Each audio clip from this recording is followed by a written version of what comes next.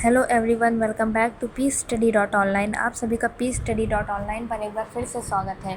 आज की हम इस हिंदी साहित्यकार की महान सीरीज़ में एक ऐसे महान कवि की बात करेंगे, उनके बारे में जानेंगे जिनकी रचनाओं में हिंदी साहित्य को नई पहचान दिलाई। वे केवल एक प्रसिद्ध कवि ही नहीं बल्कि एक संवेदनशील लेखक, उत्कृष्ट अनुवादक और आत्मकथाकार भी थे। तो आज हम बात करेंगे हरिवंश राय बच्चन जी की। जब भी इनका नाम लिया जाता है तो सबसे पहले इनकी अमर कृति मधुशाला सभी को याद आती है। यह केवल एक कविता नहीं बल्कि जीवन दर्शन, आशा, संघर्ष और मानवता का अनोखा संदेश देने वाली रचना है।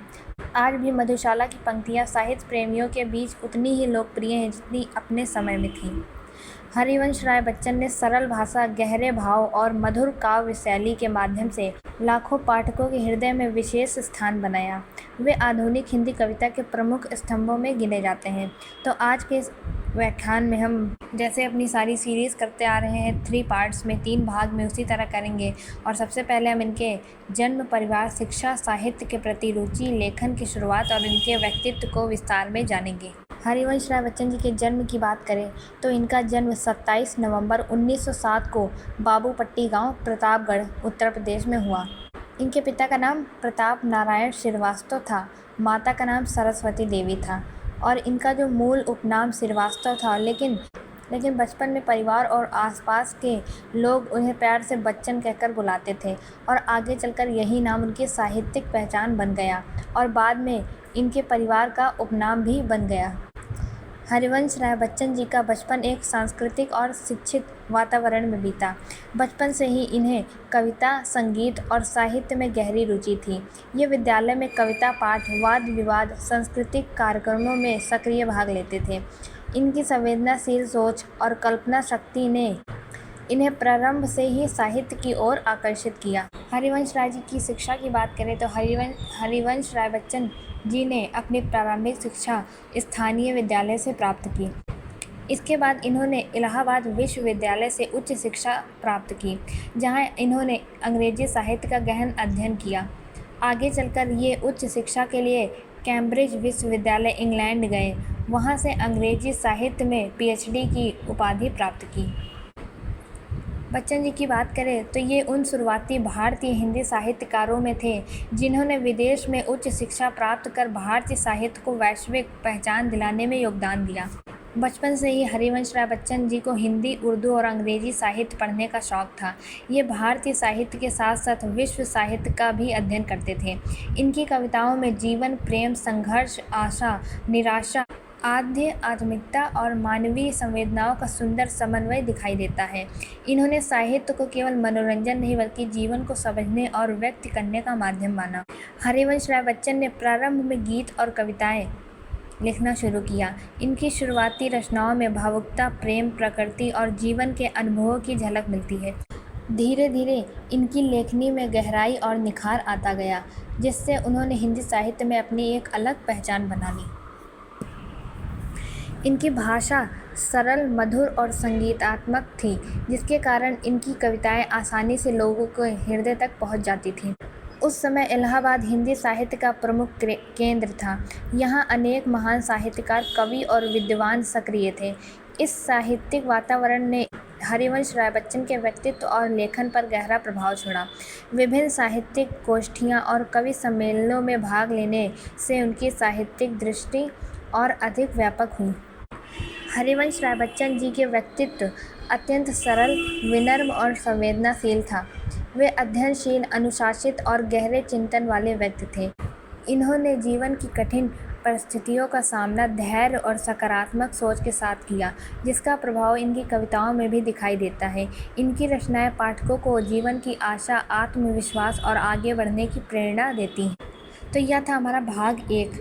अगर हम इनके प्रारंभिक जीवन को एक वाक्य में कहें तो एक संवेदनशील बालक जिसने शिक्षा, साहित्य और जीवन के अनुभवों के बल पर आधुनिक हिंदी कविता को नई ऊंचाई प्रदान की। तो हमने जो इस भाग में जाना कि हरिवंश राय बच्चन जी का जन्म, परिवार, शिक्षा, साहित्य के प्रति रुचि और उनके प्रारंभिक जीवन के बारे में विस्तार से जाना।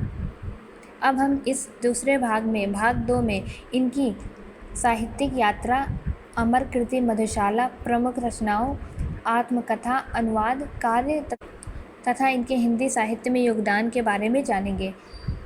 हरिवंश राय बच्चन ने अपने साहित्यिक जीवन की शुरुआत गीतों और कविताओं के लेखन से की। इनकी प्रारंभिक रचनाओं में प्रेम, प्रकृति, आशा, निराशा और जीवन के अनुभवों का सुंदर चित्रण मिलता है। धीरे धीरे इनकी लेखनी में गहराई आती गई और ये आधुनिक हिंदी कविता के प्रमुख कवियों में शामिल हो गए। इनकी सबसे बड़ी विशेषता यह थी कि वे कठिन विचारों को भी अत्यंत सरल और मधुर भाषा में प्रस्तुत करते थे। यदि हरिवंश राय बच्चन जी की सबसे प्रसिद्ध रचना का नाम लिया जाए तो वह है मधुशाला। इसका प्रथम प्रकाशन 1935 में हुआ था। जैसे ही यह कृति प्रकाशित हुई, पूरे हिंदी साहित्य जगत में इसकी चर्चा होने लगी। मधुशाला केवल शराब, शाकी और प्याले की बात नहीं करती, बल्कि यह जीवन, संघर्ष, प्रेम, समानता, मानवता और आशावाद का गहरा दर्शन प्रस्तुत करती है। बच्चन जी ने इसमें मदिरा, प्याला, शाकी और मधुशाला को जीवन के प्रतीक के रूप में प्रयोग किया है। इसी कारण यदि कोई केवल शब्दों के शाब्दिक अर्थ तक सीमित रह जाए तो वह इस कृति के वास्तविक संदेश को नहीं समझ पाएगा। मधुशाला की बात करें तो मधुशाला में प्रयुक्त प्रत्येक प्रतीक का अपना विशेष अर्थ है। मधु जीवन के आनंद, अनुभव और ज्ञान का प्रतीक है। प्याला मनुष्य के जीवन और उसकी क्षमता का प्रतीक है। साकी उस शक्ति या मार्गदर्शक का प्रतीक है जो हमें जीवन का सही मार्ग दिखाती है। और मधुशाला इस पूरे संसार या जीवन यात्रा का प्रतीक है। यही कारण है कि मधुशाला को केवल एक कविता नहीं बल्कि जीवन दर्शन की महान कृति माना जाता है। मधुशाला ने हरिवंश राय बच्चन को पूरे देश में प्रसिद्ध कर दिया। कवि सम्मेलनों में जब वे इसका पाठ करते तो श्रोता मंत्रमुग्ध होकर सुनते थे। आज भी इसकी अनेक रूबियाँ लोगों को कंठस्थ हैं। इस कृति का अनुवाद अनेक भारतीय और विदेशी भाषाओं में किया जा चुका है। लगभग 9 दशकों के बाद भी इसकी लोकप्रियता बनी हुई है। इनकी अन्य प्रमुख कृतियों की बात करें तो मधुशाला इनकी सबसे प्रसिद्ध रचना है, लेकिन इन्होंने अनेक अन्य महत्वपूर्ण कृतियाँ भी लिखी। मधुबाला, मधुकलश, निशा निमंत्रण, एकांत संगीत, सतरंगिनी, दो चट्टानें। इन रचनाओं में प्रेम, विरह, प्रकृति, दर्शन, संघर्ष और मानवीय भावनाओं का अत्यंत सुंदर चित्रण मिलता है। हरिवंश राय बच्चन ने अपनी जीवन यात्रा को 4 भागों में लिखी गई आत्मकथा के माध्यम से प्रस्तुत किया। इनकी आत्मकथा हिंदी साहित्य की सर्वश्रेष्ठ आत्मकथाओं में गिनी जाती है। इसके जो 4 भाग हैं, क्या भूलूं क्या याद करूं, नीड़ का निर्माण, फिर बसेरे से दूर, 10 दौर से 100 पान तक। इस पुस्तक में इन्होंने अपने बचपन, संघर्ष, साहित्यिक जीवन, पारिवारिक अनुभव और सामाजिक परिवेश का अत्यंत ईमानदारी से वर्णन किया है। हरिवंश राय बच्चन केवल कविता ही नहीं बल्कि एक उत्कृष्ट अनुवादक भी थे। इन्होंने विश्व साहित्य की अनेक महत्वपूर्ण रचनाओं का हिंदी में अनुवाद किया। विशेष रूप से इन्होंने विलियम शेक्सपियर के कई प्रसिद्ध नाटकों का हिंदी में रूपांतरण किया है। इनके अनुवाद सरल, प्रभावशाली और मूल भाव के अत्यंत निकट माने जाते हैं। उच्च शिक्षा प्राप्त करने के बाद हरिवंश राय बच्चन ने भारत सरकार के विदेश मंत्रालय में भी कार्य किया। इन्होंने हिंदी भाषा के प्रचार प्रसार तथा राजसभा तथा राजभाषा के विकास में महत्वपूर्ण योगदान दिया। यह इनके जीवन का एक महत्वपूर्ण प्रशासनिक पक्ष में भी था। हरिवंश राय बच्चन ने आधुनिक हिंदी कविता को नई लोकप्रियता प्रदान की। इन्होंने कविता को सरल भाषा में लिखकर सामान्य पाठकों तक पहुंचाया। इन्होंने छायावाद के बाद हिंदी कविता को एक नए स्वर दिए, जिसमें व्यक्तिगत अनुभव, जीवन दर्शन, मानवीय संवेदना का सुंदर समन्वय दिखाई देता है। इनकी कविताएं केवल साहित्य नहीं बल्कि जीवन जीने की प्रेरणा भी देती हैं। इनके काव्य की प्रमुख विशेषताओं की बात करें तो सबसे पहली विशेषता है जीवन दर्शन, आशावाद, मानवीय संवेदना, प्रेम और करुणा, सरल एवं संगीतात्मक भाषा। इनकी विशेषताओं ने इन्हें आधुनिक हिंदी कविता का लोकप्रिय कवि बनाया। यह हमारा भाग 2 था। तो हमने इस भाग में हरिवंश राय बच्चन की साहित्यिक यात्रा, इनकी अमर कृति मधुशाला, प्रमुख रचनाओं, आत्मकथा और हिंदी साहित्य में इनके योगदान के बारे में विस्तार से जाना। हमने यह भी समझा कि इन्होंने अपनी सरल, मधुर और भावपूर्ण कविताओं के माध्यम से आधुनिक हिंदी कविता को नई दिशा प्रदान की। तीसरे भाग में या अंतिम भाग में हम इनकी भाषा शैली, साहित्यिक विशेषताओं, सम्मान, अंतिम जीवन और जो भी कॉम्पिटिटिव एग्ज़ाम्स या परीक्षा की दृष्टि में महत्वपूर्ण क्वेश्चंस या उनसे रिलेटेड पूछे जाते हैं, उनके जीवन से मिलने वाली प्रेरणा की बात करेंगे। हरिवंश राय बच्चन की भाषा की बात करें तो इनकी भाषा सरल, सहज, मधुर और अत्यंत प्रभावशाली थी। इन्होंने प्रमुख रूप से खड़ी बोली हिंदी का प्रयोग किया, लेकिन आवश्यकता के अनुसार उर्दू, फारसी और संस्कृत के शब्दों का भी सुंदर समावेश किया। इनकी भाषा में संगीतात्मक और लय इतनी स्वाभाविक है कि इनकी कविताएं पढ़ने के साथ साथ सुनने में भी अत्यंत आनंददायक लगती हैं। यही कारण है कि इनकी अनेक रचनाएं मंचों पर आज भी बड़े उत्साह के साथ पढ़ी जाती हैं। हरिवंश राय बच्चन की काव्य शैली भाव प्रधान, गीतात्मक और प्रतीकात्मक है। इन्होंने अपने काव्य में प्रतीकों का अत्यंत प्रभावशाली प्रयोग किया। विशेष रूप से मधुशाला में इन्होंने मधु, प्याला, साकी और मधुशाला जैसे प्रतीकों के माध्यम से जीवन दर्शन को सरल और आकर्षक रूप में प्रस्तुत किया।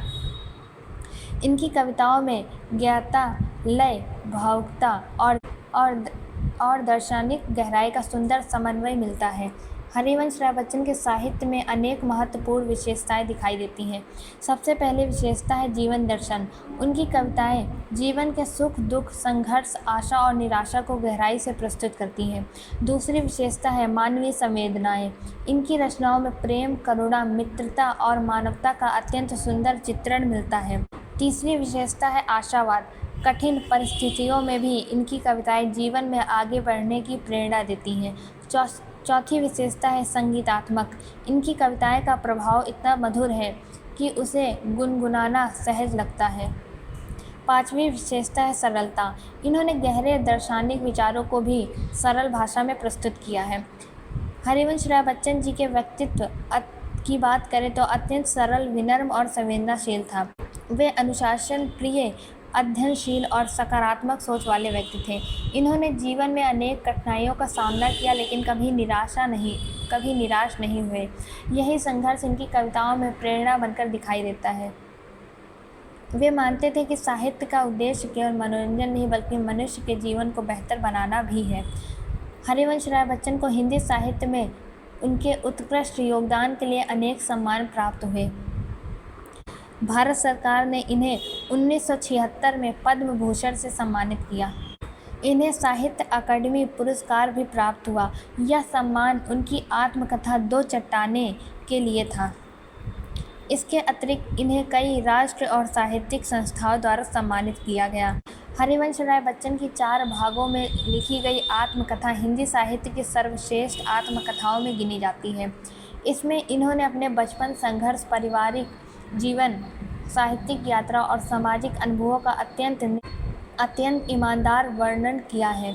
यह केवल एक लेखक की कहानी नहीं बल्कि उस समय के भारतीय समाज और साहित्य का भी महत्वपूर्ण दस्तावेज है। जीवन के अंतिम वर्षों तक हरिवंश राय बच्चन साहित्य, लेखन और सांस्कृतिक गतिविधियों से जुड़े रहे। वे नई पीढ़ी के साहित्यकारों का मार्गदर्शन भी करते रहे। 18 जनवरी 2003 को मुंबई में उनका निधन हो गया। इनके निधन से हिंदी साहित्य ने अपना एक महान कवि खो दिया, लेकिन इनकी रचनाएं आज भी हरिवंश राय बच्चन की कविताएं विद्यालय, विश्वविद्यालय, साहित्यिक मंचों और कॉम्पिटिटिव प्रतियोगी परीक्षाओं में समान रूप से पढ़ी जाती हैं। विशेष रूप से मधुशाला आज भी हिंदी साहित्य की सबसे लोकप्रिय कृतियों में से एक है। इनकी रचनाएं हमें जीवन में संघर्ष करते हुए आशा और आत्मविश्वास बनाए रखने की प्रेरणा देती हैं।